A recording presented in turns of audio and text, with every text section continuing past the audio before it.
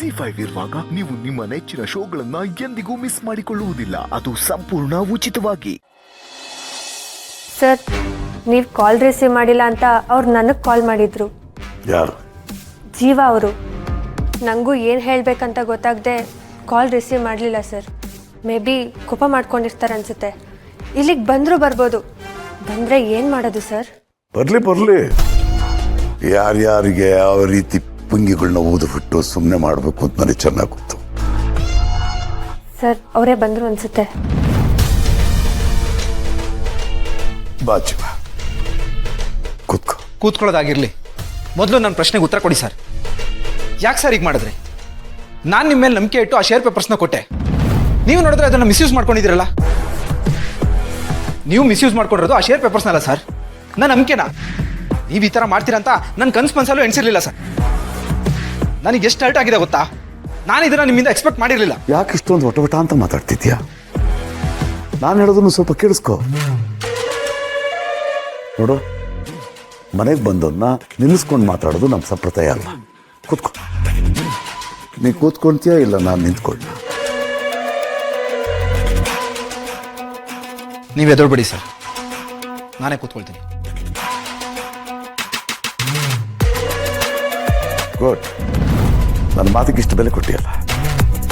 ನನಗೆ ಅರ್ಥ ಆಗುತ್ತೆ ನಿನ್ನ ನೋವೆಲ್ಲ. ನಿನಗಿಂತ 10ರಷ್ಟು ನೋವು ನನಗಾಗಿದೆ. ಈ ರೀತಿ ಎಲ್ಲ ಆಗ್ಬಿಡ್ತಲ್ಲ ಅಂತ. ಮಾಡೋದೆಲ್ಲ ಮಾಡಿ ಹೀಗೆ ಹೇಳ್ಬಿಟ್ರೆ ಎಲ್ಲ ಸರಿ ಹೋಗುತ್ತಾ ಸರ್? ನೀವು ಮಾಡಿರೋ ಡ್ಯಾಮೇಜ್ ಎಂಥದ್ದು ಗೊತ್ತಾ?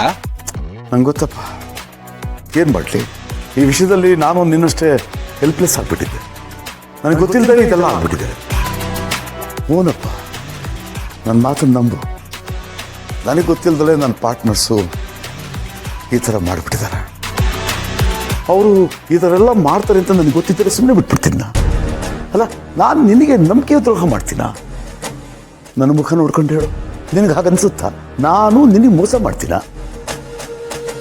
ನೋಡು, ನಿನ್ನ ಬಾಯಿನಲ್ಲಿ ಮಾತೇ ಬರ್ತಾ ಇಲ್ಲ ಅಂದರೆ ನಿನಗೆ ನನ್ನ ಮೇಲೆ ನಂಬಿಕೆ ಇದೆ ಅಂತ ಅರ್ಥ. ಏನೋ ಕೋಪದಲ್ಲಿ ಬಂದ್ಬಿಟ್ಟಿದ್ಯ. ಕೋಪ ಸಹಜ ಬಿಡು. ನಾನು ನಿನ್ನ ಜಾಗದಲ್ಲಿ ಇದ್ದಿದ್ರೆ ಇದನ್ನೇ ಮಾಡ್ತಾ ಇದ್ದೆ.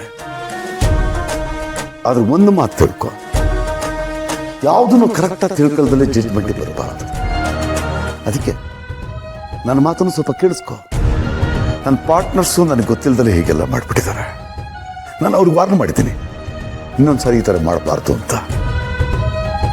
ಆದರೂ ನನ್ನ ಕಡೆಯಿಂದ ತಪ್ಪಾಗ್ಬಿಟ್ಟಿದೆ.